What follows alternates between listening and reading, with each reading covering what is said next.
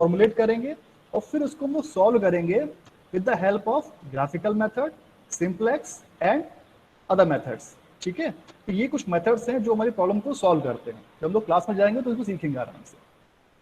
उसके बाद हमारा आता है प्राइमल और डुअल, यानी कि कई बार हमारी क्या प्रॉब्लम होती है, जो हमने एलपीपी बनाई है वो बहुत ही कॉम्प्लेक्स बन जाती है, उसको सॉल्व करने में बहुत दिक्कत आती है, तो हम लोग क्या करते हैं, उसका हम लोग डुअल बना लेते हैं। डुअल उसका as compared to primal very easy है सॉल्व करना।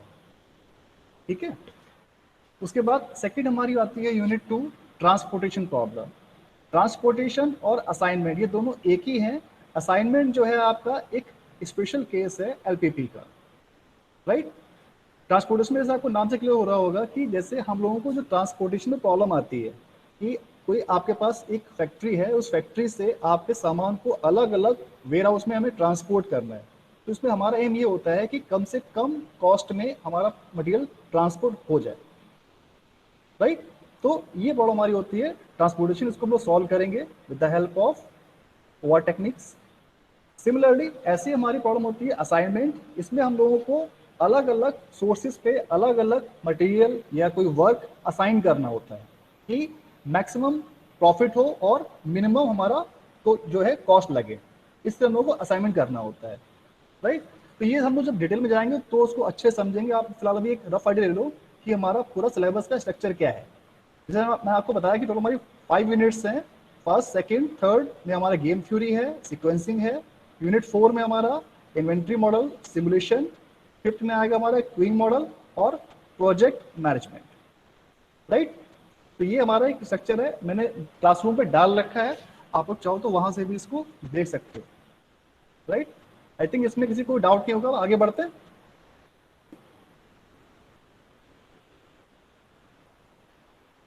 सबसे पहले OR मैंने आपको बताया कि इसका कोड क्या है, RME075। इसको हम लोग और नाम से ही बुलाते हैं, इसके डिफरेंट नेम्स हैं, decision science, management science, operation management and quantitative techniques. ये अलग अलग नेम्स हैं जिसके हम लोग OR को बुलाते हैं, राइट। अब एक क्वेश्चन आता है जो बड़ी कहानी सी है, आप लोगों को बताई जानी चाहिए कि OR की हिस्ट्री क्या है, OR आया कहाँ से। तो OR की जो हिस्ट्री है वो मानी जाती है कि जो हमारा सेकेंड वर्ल्ड वॉर हुआ था उसकी स्टार्टिंग में ही OR की हिस्ट्री स्टार्ट होती है। जब वर्ल्ड वॉर सेकेंड हुआ था तो उस समय वहाँ की जो आर्मी थी ब्रिटेन की, उनके पास प्रॉब्लम ये आ रही थी कि उनके पास रिसोर्सेज कम थे और उनको वॉर जीतना था। तो वहाँ के जो कुछ साइंटिस्ट थे उनने मिलकर एक टीम बनाई और एक ऐसा मैथमेटिकल मॉडल बनाया जिसकी हेल्प से उन्होंने अपने जो रिसोर्सेज थे, जैसे कि टैंक हो गया, रडार हो गया, उनको इस तरह से एलोकेट किया कि मैक्सिमम कवरेज उनकी हो जाए, राइट। तो अगर कहा जाए कि ओरिजिन ऑफ OR कब से माना जाता है, तो आप कह सकते हैं कि origin of OR was we can consider from second world war, right. ये सब पूरा थ्योरी दी हुई है, इसमें आप पढ़ सकते हो। ये पीपीटी मैंने आपको शेयर भी कर दूंगा क्लासरूम पे, आप वहां से भी पढ़ सकते हो। क्वेश्चन थ्योरी का बनता है ये एक क्वेश्चन, ठीक है। बट एक चीज ये है, जो हमारे ओरिजिन कहे जाते हैं कि OR का डेवलपर कौन था, तो जो डेवलपर थे वो थे मिस्टर जॉर्ज बी डेंटिंग इन 1947। इन्होंने प्रॉपरली मैथ्स को डिफाइन किया, उसको एक प्रॉपर नाम दिया ताकि जिसको हम लोग समझ पाए कि जो लोग आज OR पढ़ रहे हैं, जनरली जो लोग OR पढ़ रहे हैं, वो स्टार्टिंग जो थी हमारी जॉर्ज बी डेंटिंग ने ही करी थी, राइट। तो ये होगी इसकी हिस्ट्री, OR की हिस्ट्री ये है। आप लोगों को आई थिंक क्लियर होगी। कोई डाउट है इसमें बेटा? No sir. हाँ, ठीक है, पढ़ लेना उसको आप। बहुत बहुत डिटेल में मैं नहीं जा रहा हूँ क्योंकि थ्योरी वाला पार्ट है, कम ही पूछा जाता है, लेकिन पता होना चाहिए आपको एटलीस्ट, ठीक है। और एक चीज़ उसमें इम्पोर्टेंट ये है कि 1950 से हमारे यहाँ भी कई सेंटर बना दिए हैं, इसे बोलते हैं हम लोग स्टडी सेंटर। आज की तारीख में इंडिया में 15 स्टडी सेंटर हैं जहाँ पे OR की स्टडी करी जाती है और उनकी डेवलपमेंट के लिए काम किया जाता है, राइट। ये देखो लिखा हुआ है ऊपर, OR is a formal subject is about 55 year, जो मैंने बताया आपको, ठीक है। 55 ईयर से हम लोग इसको पढ़ रहे हैं, एज ए सब्जेक्ट पढ़ रहे हैं। लेकिन स्टार्ट कब हुआ था? स्टार्ट हुआ था हमारा ये वर्ल्ड वॉर सेकेंड से, राइट। ये सर इसकी हिस्ट्री दे रखी है, इसको आप पढ़ लीजिएगा। अब आते हैं इसकी डेफिनेशन पे कि OR की डेफिनेशन क्या है। डेफिनेशन देने से पहले एक चीज मैं आपको पूछना चाहूंगा कि आप लोगों ने वर्ड सुना होगा ऑप्टिमाइज। वर्ड सुना है यस आपने? सर। क्या मतलब होता है ऑप्टिमाइज का? सर किसी भी चीज को उसके मैक्सिमम लेवल पे यूज करना with minimum input. Eight minimum input. Actually जो वर्ड ऑप्टिमाइज है इसमें दोनों चीजें होती हैं इंक्लूड, मैक्सिमाइज भी और मिनिमाइज भी। अगर मैं बात करूं इंडस्ट्री के टर्म्स में कि जैसे आप एक इंडस्ट्री की ओनर हैं, तो आप क्या चाहेंगे कि आपका प्रॉफिट ऑप्टिमाइज हो, ठीक है ना? तो ऑप्टिमाइज में यस क्या सर। होगा कि जो आपका प्रॉफिट है वो तो ऑप्टिमाइज है, और जो कॉस्ट है वो भी होनी चाहिए ऑप्टिमाइज। ठीक, मतलब ऑप्टिमाइज वर्ड दो तरह से यूज होगा कि अगर किसी क्वेश्चन में पूछा जा रहा है कि optimise the cost, that means अगर आप ओनर हैं फैक्ट्री के तो आपका एम क्या होगा कि आपका जो भी प्रोडक्शन है उसकी कॉस्ट कम से कम हो। बात समझ में आ रही है? Yes sir. क्योंकि ये वर्ड बहुत कंफ्यूज करता है। मैक्सिमाइज क्या सोचता है कि ऑप्टिमाइज का मतलब खाली मैक्सिमाइज करना है। मैक्सिमाइज करना तो है ही, बट अगर हम लोग जहां भी हमारा टर्म आ जाएगा कॉस्ट का, तो हम लोग हमेशा समझेंगे ऑप्टिमाइज मीन्स कॉस्ट को कम करना है और सर प्रॉफिट को मैक्सिमाइज करना है। हाँ बेटा। किसी भी चीज को अपने इच्छा अनुसार यूज करना। इच्छा अनुसार यूज करना, ये तो बात सही नहीं है ना। सर मतलब जैसे अगर आपने अभी बोला कि कॉस्ट के लिए रिड्यूस करना होता है और किसी चीज का हमें बेनिफिट चाहिए तो उसको हम उस हिसाब से यूज करें। नहीं, मेरा कहने का पर्पज ये था कि क्वेश्चन में कई बार पूछा जाएगा कि optimise the cost, optimise the profit, तो आपको पता होना चाहिए कि प्रॉफिट मैक्सिमाइज करना है, कॉस्ट मिनिमाइज करना है। मेरा मतलब कहने का बस ये है, राइट? मेरा पॉइंट समझ रहे हो आप? हाँ जी हाँ सर। जी। हाँ, तो बस मेरा कहने का मतलब ये था कि ऑप्टिमाइज वर्ड थोड़ा सा कंफ्यूजिंग होता है, कई बच्चे इसको कंफ्यूज करते हैं कि हमेशा मैक्सिमाइज करते हैं। कई बार क्वेश्चन में, मैं अभी क्वेश्चन कराऊंगा आपको आगे चल के जब क्लास स्टार्ट होगी, तो उसमें आता है कि ऑप्टिमाइज द प्रॉफिट, तो अंडरस्टूड सी बात है, प्रॉफिट हमेशा मैक्सिमाइज करना है। अगर जहां भी लिख दे ऑप्टिमाइज कॉस्ट, तो कॉस्ट हमेशा आपको मिनिमाइज करके लेके चलनी है, राइट? ठीक है अब इस सर। पूरी OR में होता क्या है, आपको मैं थोड़ा सा पहले आगे ले चलूं, फिर मैं आपके लौट के दोबारा हिस्ट्री पे आ जाऊंगा। OR की अप्रोच क्या है? OR की जो अप्रोच है वो ये है कि सबसे पहले हम लोग क्वेश्चन को डिफाइन करें कि हमारा क्वेश्चन है क्या, प्रॉब्लम क्या है, ठीक है? फिर उसको हम लोग ऑब्जर्व करेंगे कि वो क्वेश्चन जो हमारा बना है या जो प्रॉब्लम हमारे पास है वो फीजिबल है या नहीं है। अगर वो क्वेश्चन या प्रॉब्लम हमारी फीजिबल है, तो हम लोग उसके लिए एक फॉर्मुलेट करेंगे मेथड को, जिसको बोलते हैं हम लोग मैथमेटिकल फॉर्मुलेशन, ठीक है? और जो मैंने स्टार्टिंग में बताया था आपको LPP, LPP का मतलब वही है, लीनियर प्रोग्रामिंग प्रॉब्लम, यानी कि जो आप फॉर्मुलेट कर रहे हैं वो एक LPP को आप फॉर्मुलेट कर रहे हैं, राइट? जब आपने उसको प्रॉब्लम को फॉर्मुलेट कर लिया, फिर उस पर आप टेस्टिंग करोगे, उसको आप चेक करोगे कि जो आपने मॉडल बनाया है वो सही आ रहा है या नहीं आ रहा है, यानी कि आपको रिजल्ट ऑप्टिमाइज दे रहा है या नहीं दे रहा है ये मॉडल, ठीक? उसके बाद उसको फिर आप एनालाइज करोगे, जो आपके रिजल्ट्स आते हैं कि जो आपने टेस्टिंग करी है उसके बाद उसमें आपके रिजल्ट्स कैसे आ रहे हैं, राइट? कि जो भी आपका एम था वो फुलफिल हुआ या नहीं हुआ। जैसे मान लिया आप प्रॉफिट की बात कर रहे थे, तो आपका प्रॉफिट मैक्सिमाइज हो रहा है या नहीं हो रहा है, कॉस्ट मिनिमाइज हो रही है या नहीं हो रही है। अगर हमारा डिजायर्ड एम फुलफिल हो रहा है देन इट्स ओके, वरना हम दोबारा से फिर अपना फॉर्मूला चेंज करेंगे और मॉडल को चेंज करेंगे। और फटाफट आप लोग देख लो कि स्ट्रक्चर जो मैं बोल रहा हूँ LPP है क्या। जो लोग CBSE बोर्ड के नहीं है वो देख लें एक बार। ये एक सिंपल सा एग्जाम्पल है आपका LPP का। जिन लोगों ने CBSE बोर्ड से किया है उनको समझ में आ रहा होगा। ये जो पार्ट है, इस पूरे पार्ट को बोलते हैं हम लोग LPP, राइट? इसमें जो फर्स्ट पार्ट दिख रहा है आपको, this is called the objective function, जो मैं आपको भी कह रहा हूँ ऑप्टिमाइज। यानी कि जो भी वर्ड आपका होगा, जैसे यहाँ देखो लिखा है नेट प्रॉफिट, दिख रहा है? तो प्रॉफिट जहां भी आ गया, इसका मतलब हमारा क्या है कि फंक्शन हमेशा जो होगा हमारा वो मैक्सिमाइज टाइप का ही होगा, राइट? और अगर यहाँ पे हमारा लिखी होती कॉस्ट, तो ऑटोमेटिकली ही हमारा कैसे हो जाता, मिनिमाइज टाइप का। ये बात समझ आ रही है जो मैं आपको सिखाने की कोशिश कर रहा हूँ? सर। Yes sir. ओके, ठीक है। तो ये हो गया हमारा पहला स्ट्रक्चर। इसको मैं अभी देर में बताऊंगा आपको, मैं खाली अभी इंट्रोडक्शन दे रहा हूँ ताकि आपको एक हल्का सा आइडिया हो जाए कि वो करने के जा रहा है। ठीक है, अभी इसको मत देखना कि ये क्या है क्या नहीं है। उसके बाद जो ये सेकेंड पार्ट है इसको बोलते हैं हम लोग कंस्ट्रेंट बोलते हैं, यानी कि जो हमारी इस ऑब्जेक्टिव फंक्शन को अचीव करने में जो हमारी कंडीशंस हैं। जैसे मान लीजिए कोई फैक्ट्री है, तो फैक्ट्री में बहुत सारे कंस्ट्रेंट होते हैं कि मशीनें हमारी 6 घंटे के लिए अवेलेबल हैं, लेबर हमारा 8 घंटे काम करेगा, राइट, इस तरह से। तो जो कंडीशंस होती हैं उनको हम लोग बोलते हैं कंस्ट्रेंट, राइट। तो उन कंस्ट्रेंट को हम लोग डिफाइन करते हैं इस तरह से।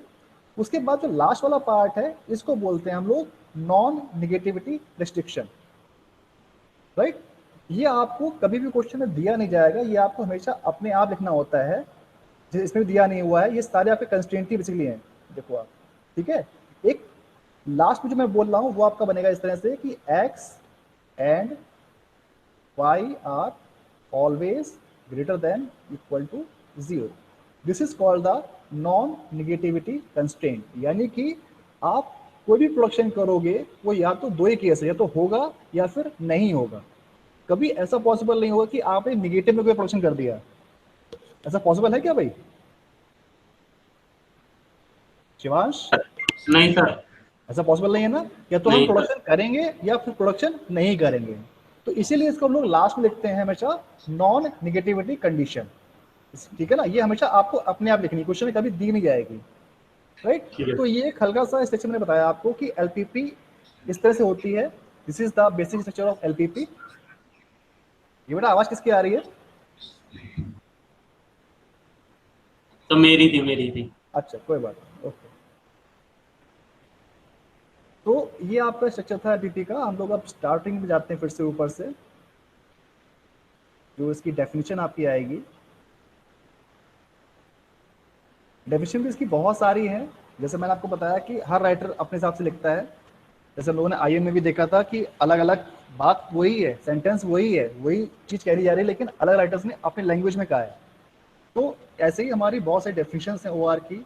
जो पहली डेफिनेशन हमारी आ रही है वो ये है, OR the science that applies the mathematical and computer science tools to support the decision making। मतलब क्या है कि OR एक जो टेक्निक है वो एक साइंटिफिक टेक्निक है जिसमें हम लोग मैथमेटिकल और कंप्यूटर साइंस को यूज करते हैं और डिसीजन लेते हैं। डिसीजन लेते कैसे हैं कि जो भी हमारा प्रोडक्शन का काम हो रहा है, मार्केटिंग का हो रहा है, फाइनेंस का हो रहा है, हॉस्पिटल का हो रहा है, अलग अलग फील्ड्स में इसका OR का एप्लीकेशन है। आपको हर फील्ड में आप स्मार्ट डिसीजन कैसे ले सकते हो कि आपको मैक्सिमाइज प्रॉफिट हो, तो वो एक टेक्निक है हमारी OR। ऐसे ही एक डेफिनेशन और बनती है हमारी, OR is the concerned with the scientifically deciding how to best design and operate man-machine system usually requiring the allocating the scarce resource। यानी कि जो आपके रिसोर्सेज हैं उनको आप जो बेहतरीन तरीके से या मैक्सिमाइज तरीके से इसको आप यूटिलाइज कर पा रहे हैं, ठीक है। मैंने आपको आई में बताया था कि हमारे पास ट्रिपल एम का मतलब क्या होता है, तो बताना चाहेगा triple M? Man machine material. Man machine material, यानी कि ट्रिपल एम का मैक्सिमाइज यूटिलाइजेशन करके हम लोगों को मैक्सिमम आउटपुट देना है at minimum input. That is our main focus of OR। ऐसे ही बहुत सारी डेफिनेशंस बनती हैं, ठीक है। आपको 2-3 डेफिनेशन हमेशा याद रखनी है क्योंकि एग्जाम में 1 नंबर 2 नंबर पूछ सकता है। एक सी डेफिनेशन ये भी बनती है, OR is a scientific method of providing executive departments with quantitative basis of decision regarding the operation under this control, right. तो आई थिंक ये डेफिनेशंस आप लोगों को क्लियर होंगी, और जो मेन एम है वो आपको समझ में आ रहा होगा कि OR में हम लोग क्या कर रहे हैं, हम लोगों को रिसोर्सेज को यूटिलाइज करना है और मैक्सिमाइज प्रॉफिट करना है at minimum cost.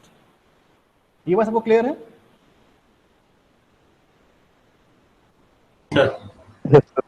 Okay.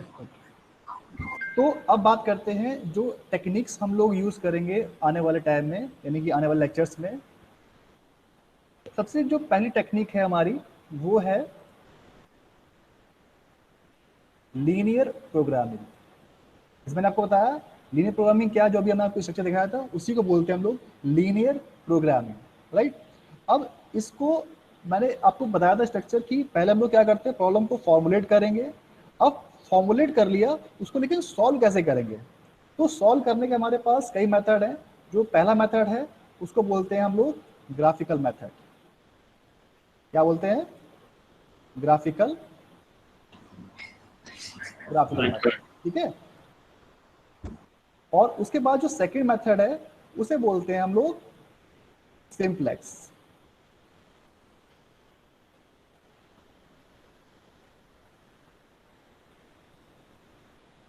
Writing मेरी बहुत अच्छी आ रही है, आप लोग देख पा रहे होगे, ठीक है। Yes, हम लोग sir. भी संघर्ष कर रहे हैं, ठीक है बेटा। लेकिन अब इसमें डिफरेंस क्या है? डिफरेंस ये है, आपके पास एलपीपी है, दोनों का सेम सोल्यूशन आएगा, ग्राफिकल का भी और सिंप्लेक्स का भी। बट ग्राफिकल में क्या एक लिमिटेशन होती है कि अगर आपके पास वेरिएबल 2 से ज़्यादा हैं तो फिर आप इस प्रॉब्लम को, एलपीपी को सॉल्व नहीं कर पाएंगे with the help of graphical. उससे फिर हमारी टिक, जो हमारी सिंप्लेक्स मेथड है, ये यूजफुल होता है, राइट। उसके बाद नेक्स्ट हमारा आता है क्यूइंग थ्योरी। क्यूइंग थ्योरी में हम लोग क्या करते हैं कि आप लोगों ने हमेशा कभी भी टिकट लेने के लिए जाओ या किसी मॉल में मूवी देखने जाओ, आपको हमेशा कहीं ना कहीं क्यू का सामना करना पड़ता होगा। कोई ऐसा बच्चा है जिसने आज तक कभी क्यू का सामना ना किया हो, क्यू में ना लगा हो? No, sir. नो वो लोग सर। हैं। तो हमारा Yes, एम sir. क्या होता है कि हमारी जो क्यू है सबसे पहले खत्म हो, हम लोग जल्दी से जल्दी काउंटर पे पहुंच जाएं, राइट। वही हम लोग इसमें मॉडल के हेल्प से सॉल्व करने की कोशिश करेंगे कि अलग अलग क्यूज में हम लोग मिनिमम टाइम में किस तरीके से पहुंचे कि हमारा था जल्दी से जल्दी हमें सर्विस मिल जाए, ठीक है। बात मैं करूं जैसे कि अगर आपकी कार सर्विस होने के लिए जा रही है और वहां पे 3-4 क्यू लगी है, तो क्वेश्चन आ जाएगा कि आपको किस क्यू में जाना है और आपको कितना टाइम लगेगा, कितनी टाइम में आपकी सर्विस हो जाएगी और कितनी जल्दी आपका सर्विस रेट क्या है, कितना आपने वेट किया। तो ये सब क्वेश्चन बनते हैं, वो हम लोग सॉल्व करेंगे इस क्यूइंग मॉडल में, राइट। ये क्लियर है? जी सर। ओके। इसके बाद हमारा नेक्स्ट जो आता है वो आता है हमारा सीक्वेंसिंग।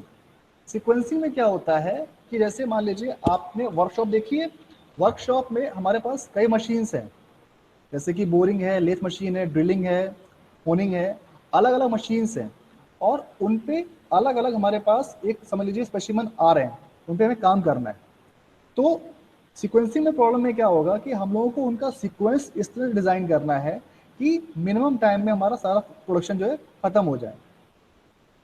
अभी कैसे करेंगे कि जो हमारी मशीन्स हैं उनको हम लोग इस ऑर्डर में सीक्वेंस में लगाएं कि हमारा जो प्रोडक्ट है वो मिनिमम टाइम में प्रोसेस होकर निकल जाए। This is called the sequencing problem. Clear हो रही बेटा ये बात?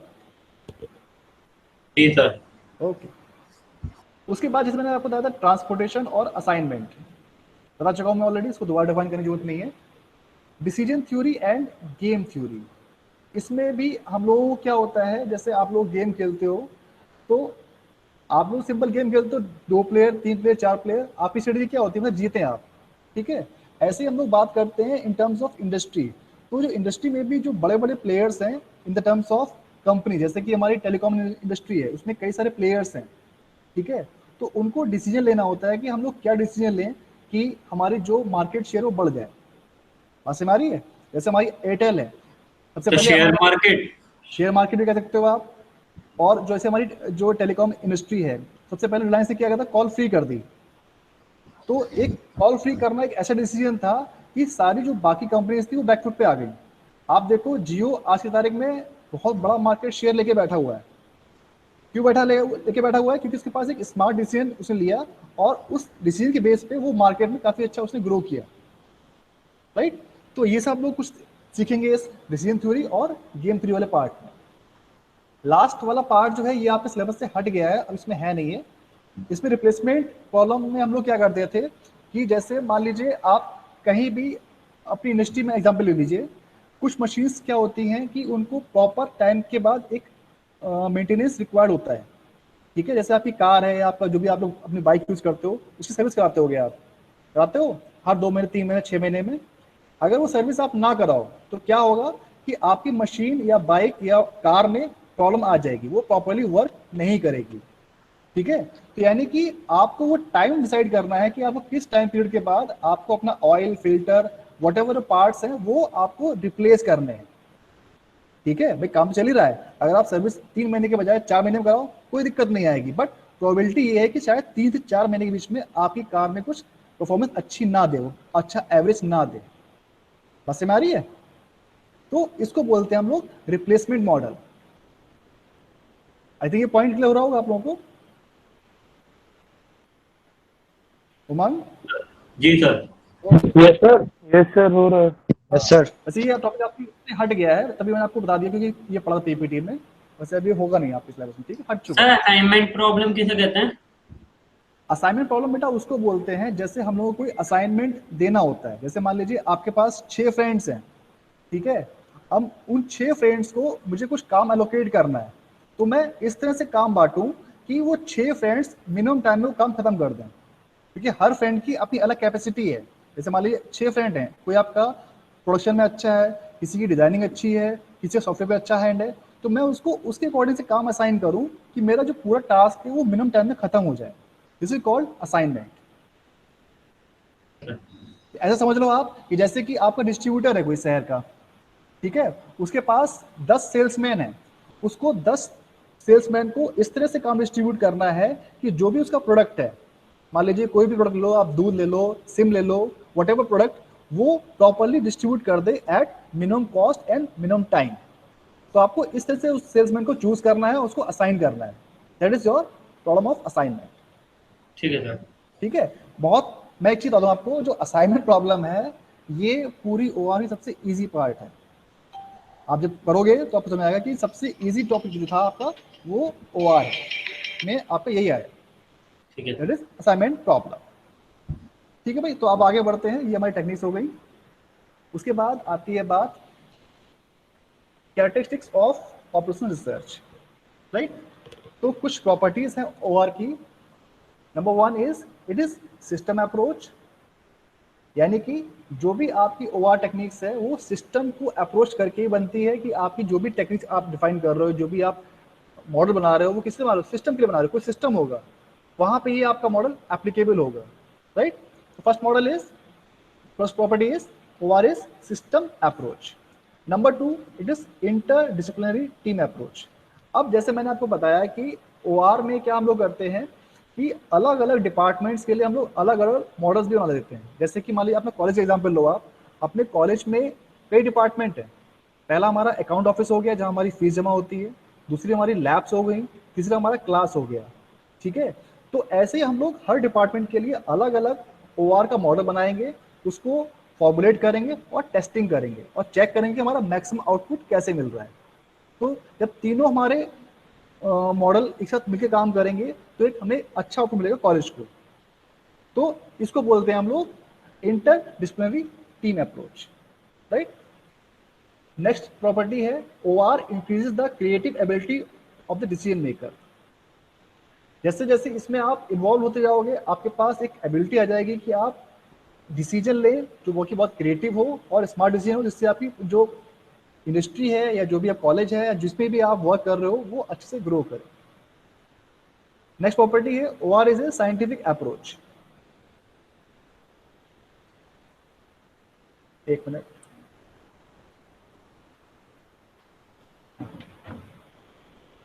तो ये आप मुझे ध्यान रखना, ओआर के बारे में पूछा जाएगा आपसे हमेशा कि ओआर इस टेक्निक है, OR is a scientific technique. इसमें हम लोग साइंटिफिक वे से काम करते हैं, हर चीज हमारी वेल डिफाइंड है, प्रॉपर फंक्शन है, उसका एक लॉजिक है, हर रूल से हम लोग काम करते हैं। That's why OR is called scientific approach, right. उसके बाद इसको हम लोग डिफाइन करने का तरीका मैंने बताया था आपको। करते कैसे हैं इसमें, पहले हम लोग प्रॉब्लम को डिफाइन करेंगे, ऑब्जर्व करेंगे, फॉर्मुलेट करेंगे, टेस्टिंग करेंगे और फिर एनालाइज करेंगे। ये आपको पहले बता चुका हूं मैं, राइट। तो ऐसी हमारी 2-3 प्रॉपर्टीज और हैं, आप इसको पढ़ लीजिएगा। तब बात करते हैं इसकी एप्लीकेशन। एप्लीकेशंस कहाँ कहाँ है ओआर की? तो ओआर की जो एप्लीकेशंस हैं वो आपकी बहुत जगह है, आप देख लो। डिफेंस में है आपकी एप्लीकेशन, एडमिनिस्ट्रेशन में है, इंटेलिजेंस में है, ऑपरेशंस, ट्रेनिंग, सप्लाई। उसके बाद इंडस्ट्री में है प्रोडक्शन मैनेजमेंट, कि आप जैसे मैंने बताया कि जो प्रोडक्शन हो रहा है उसको कैसे हम लोग चेक करेंगे कि हमारा प्रोडक्शन मैक्सिमाइज हो, जो हमारे लेबर है उनको कैसे हम लोग यूटिलाइज करें मैक्सिमम तरीके से, वो इसमें आप कुछ कर सकते हो।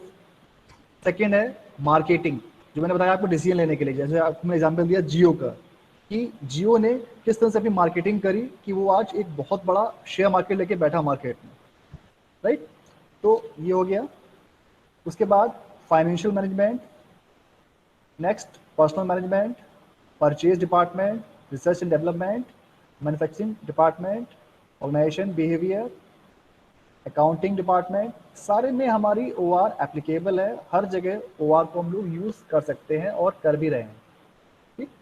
नेक्स्ट हमारा है in government planning, agriculture, hospitals, life insurance, construction, operation research management, operation research and system choice. यानी कि आप कुल मिला के देखो कि हमारी डेली लाइफ के मैक्सिमम फील्ड्स में हम लोग कहीं ना कहीं OR को यूटिलाइज कर सकते हैं, राइट।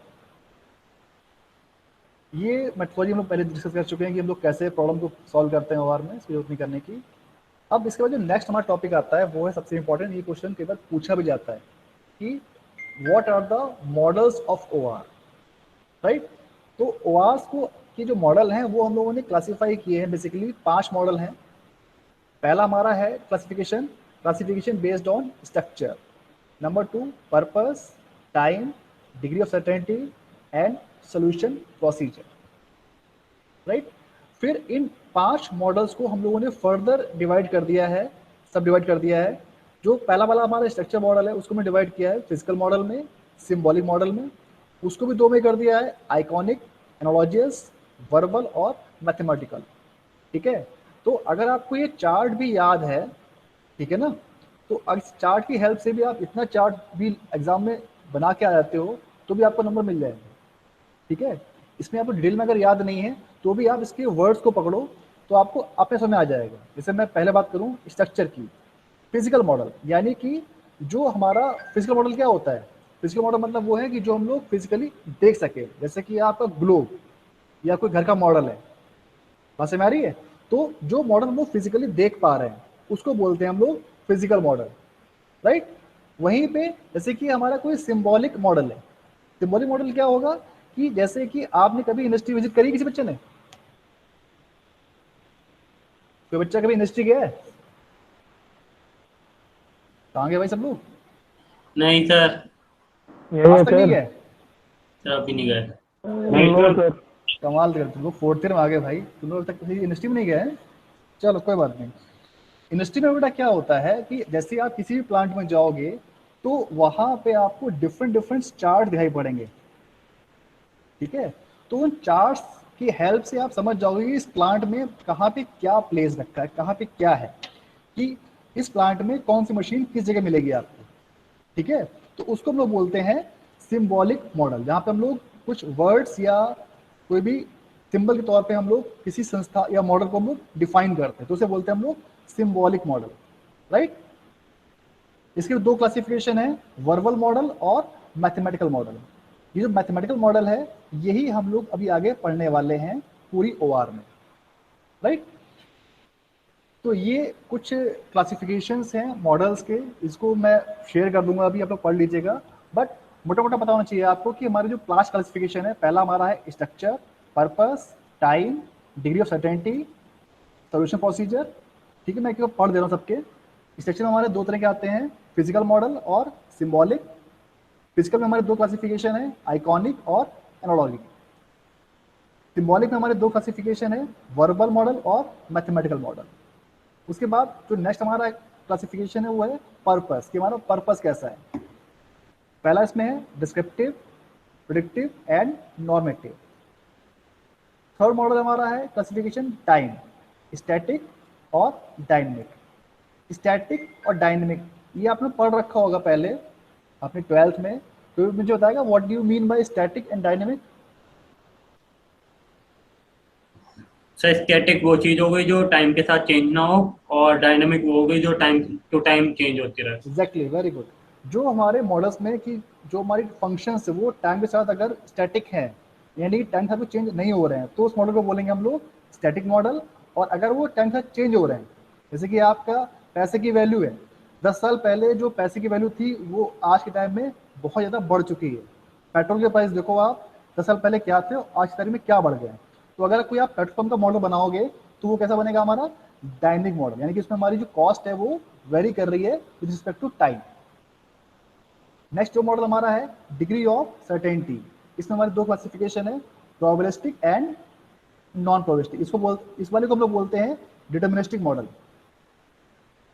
मतलब क्या है कि जैसे कि कोई भी काम हम लोग मॉडल बना रहे हैं तो उसके होने की अगर वो पता है कि वो काम फिक्स हो जाएगा तो उसको बोलेंगे हम लोग डिटरमिनिस्टिक मॉडल, और अगर हमें उसको पता नहीं कि वो कितने टाइम में होगा तो हम लोग उसको प्रोबेबिलिटी कुछ फिक्स करेंगे, तो उसको बोलते हैं हम लोग प्रोबेबिलिस्टिक मॉडल। यानी कि जहाँ पे हमारी प्रोबेबिलिटी आ जाती है उस वाले पार्ट को बोलते हैं प्रोबेबिलिस्टिक मॉडल।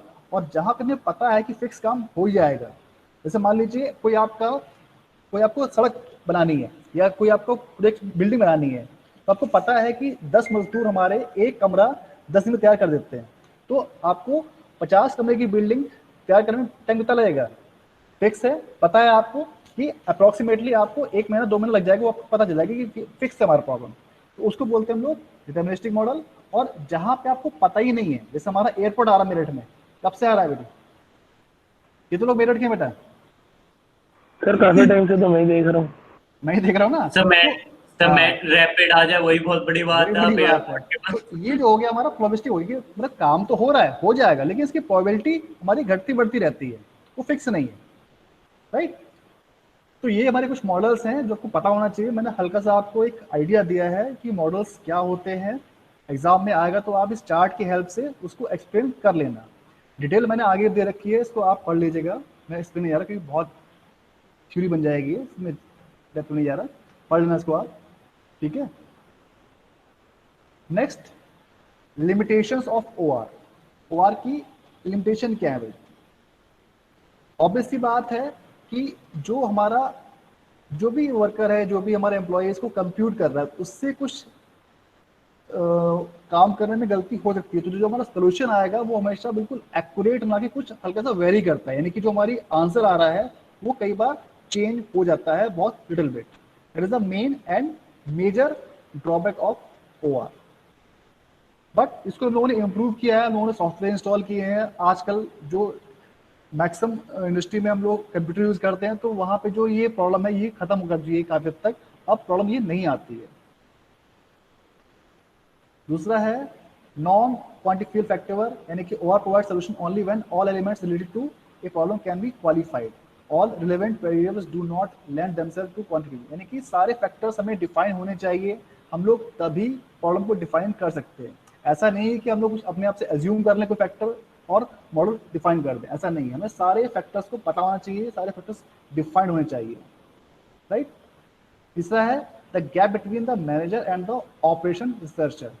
भाई सबसे बड़ी चीज ये है कि एक जो बंदा इंडस्ट्री में बैठा हुआ है उसको पता है कि रियल लाइफ प्रॉब्लम क्या है, और एक बंदा कहीं दूर ऑफिस में बैठा हुआ है वो प्रॉब्लम को डिफाइन कर रहा है, तो उनके बीच में गैप आ जाता है। भाई जो मैनेजर की एक्चुअल नीड है वो इस बंदे को पता ही नहीं है, वो उसके बाद जो उससे बात बताई गई है वो उसके बेस पे मॉडल डिफाइन कर रहा है, डिजाइन कर रहा है और भेज रहा है। बट जो एक्चुअल प्रॉब्लम है वो हमारा मैनेजर बताएगा कि भाई हमें एक्चुअल रिक्वायरमेंट क्या है, क्या दिक्कत आती है, राइट। तो ये कुछ लिमिटेशन है हमारी ओआर की। मनी एंड टाइम कॉस्ट, मुझे लगता है इम्प्लीमेंटेशन कि जो हमारा मॉडल बनाया जा रहा है वो कैसे इम्प्लीमेंट हो रहा है, किस तरह से कर पा रहे हैं, पूरा फुलफिल हो पा रहा नहीं हो पा रहा requirement. This kind of things are the limitations of OR. Searching techniques, यानी कि जो भी मैंने आपको बताई टेक्निक्स, बहुत सारी टेक्निक्स हमारी ओआर की हैं। टेक्निक हम लोग कौन सी चूज कर रहे हैं, किस तरह से अप्लाई कर रहे हैं और किस फील्ड में कौन सी टेक्निक अप्लाई होगी, तो ये सारे तरीके हैं जो हमारी बनती है प्रॉब्लम ओआर की, ठीक है। तो यहाँ पे लेक्चर हमारा